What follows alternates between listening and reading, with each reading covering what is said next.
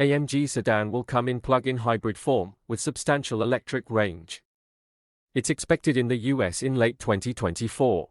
In the 2025 Mercedes-AMG E53, a 3.0-litre twin-turbo six-cylinder and electric motor produce 576 horsepower. A sizable 21.2 kWh battery targets 62 miles of EV range, but that's under the generous European WLTP.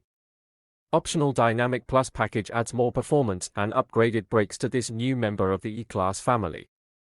We have grown used to the idea of cars getting more powerful over successive generations, but electrification has dramatically increased this trend. The last Mercedes-AMG E53 sedan in the US boasted an entirely respectable 429 horsepower from its turbocharged six-cylinder engine. The new 2025 version will use a plug-in hybrid powertrain to give a significantly enhanced 576 horsepower, or 603 horsepower when using the optional race start mode. Those figures mean the new E53 makes more power than the previous generation Mercedes-AMG E63s. This is the sort of inflation we can all get behind. The new E53 hybrid uses the same engine as the GL E53 hybrid we told you about last October, but it gets a more powerful electric motor. The E53's 3.0-litre twin-turbo flat-six makes 443 horsepower and works in conjunction with an electric motor that sits between it and a 9-speed transmission in a gearbox housing.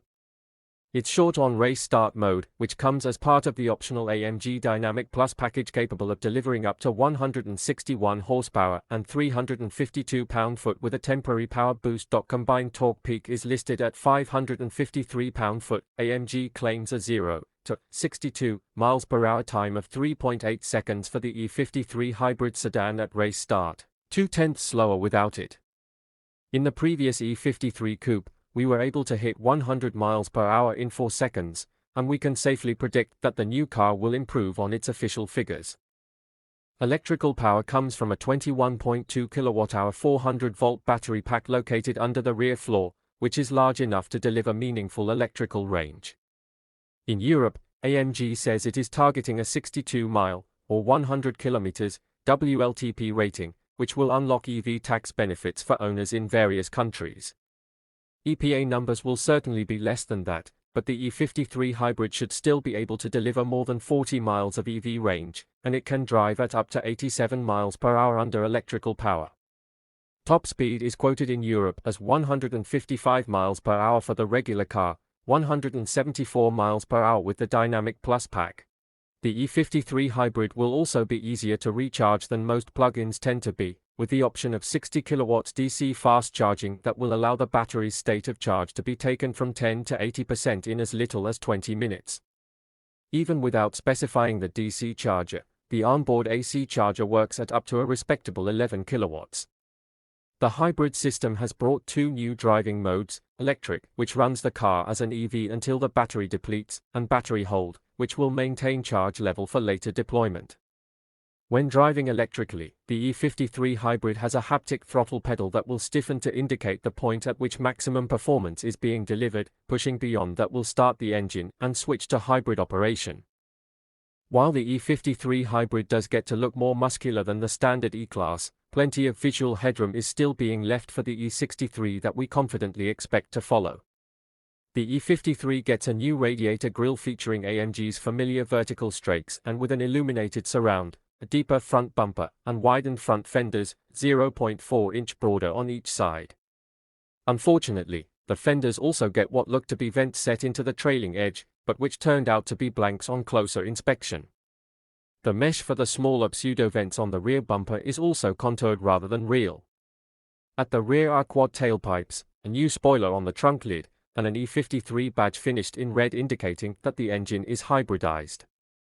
Interior changes are subtle, beyond discreet AMG branding at the base of the steering wheel and new graphics for the instrument panel. The E53 feels little changed from any other highly equipped E-Class. European buyers will be able to choose between the Superscreen, which adds a passenger's side monitor to the UX system, or a standard configuration with an open-pore grey ash timber panel featuring the innovation of backlighting. However, the US spec hasn't been finalized, and it is possible the Superscreen will be standard here. The AMG still uses a steering column gear selector wand rather than reverting to a separate shifter on the center console as AMG models did until recently. The gear change paddles behind the steering wheel now have a double function. In the punchier dynamic modes, they will indeed offer a driver the change to select ratios, but when running electrically they will vary the levels of regenerative braking. AMG says the most aggressive of these will function as a one-pedal mode. Hardware improvements for the E53 include double-valve active dampers able to separately adjust rebound and compression. Rear-wheel steering will also be standard, and the body shell gets additional reinforcement to improve stiffness. These changes include a cross-brace between the front strut towers and additional bracing for the rear axle mounts. 4-pot brake calipers gripping 14.5-inch diameter vented front discs will be standard, with that optional Dynamic Plus upgrading those to 6-pot calipers and bigger 15.3-inch rotors. Deliveries to the US won't begin until the third quarter of 2024, and we don't have pricing yet. AMG says that in Europe the new E53 hybrid is only modestly more expensive than the old version, so we can hope that holds true when it gets to us as well. For reference, the previous E53 sedan was $82,450 in 2022.